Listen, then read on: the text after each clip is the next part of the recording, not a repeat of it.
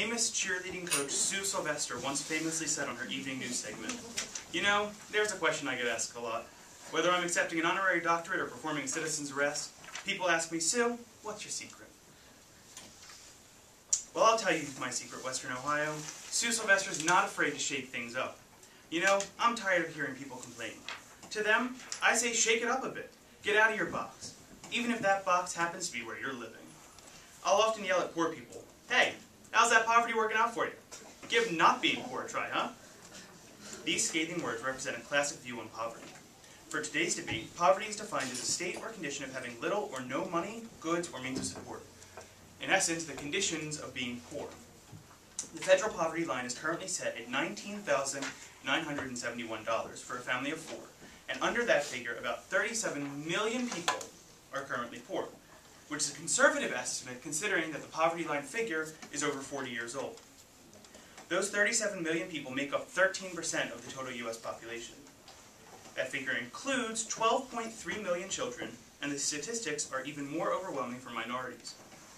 Depending on the standards being used, anywhere from 1 to 10 to 1 in 3 Americans are considered as living in poverty, and something needs to be done to help them.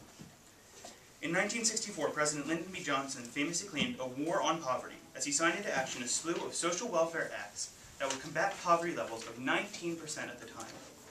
After the 60s, because of things like deregulation, criticisms of welfare programs, and an inexplicable ideological shift in the 80s and 90s against federal aid to the impoverished, the war on poverty came to a sort of standstill.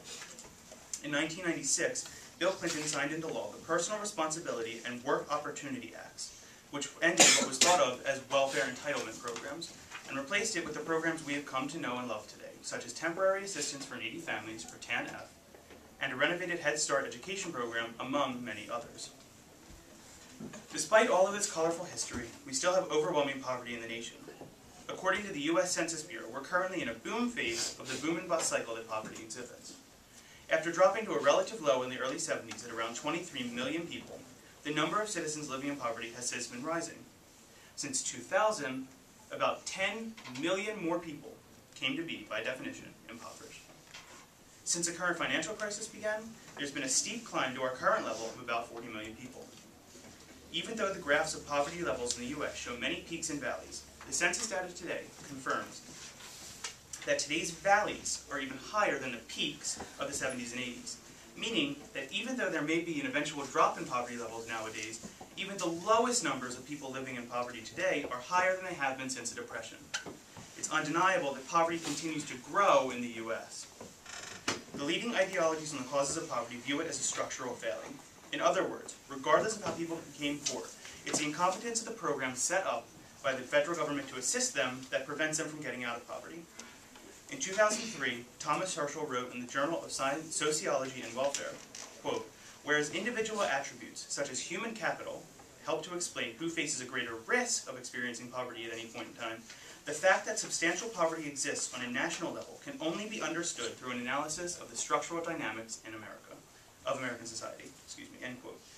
He goes on to show that with data from the Luxembourg Income Study, that the programs in America reduce poverty at a rate of just 38%. The next lowest reduction rate of the countries in the study was that of the UK, at 66%, more than 1.5 times the US. Sweden, leading the poverty reduction efforts, reduces poverty at a rate of 92%, more than 2.5 times the US. Even though the federal government provides billions of dollars of aid a year to help people get out of poverty, the structures set up do nothing more than perpetuate it. The plan that we've devised will finally change these statistics and affect poverty in a more drastic way. The problem with the various forms of aid set up by the government to date is that they treat poverty as a social condition. The theory behind them is that the people they are helping are poor simply because, for example, they don't have money or food or housing, and that the remedy is to just give them more food or income or housing. This idea is incorrect because it does not treat poverty as what it truly is, a culture.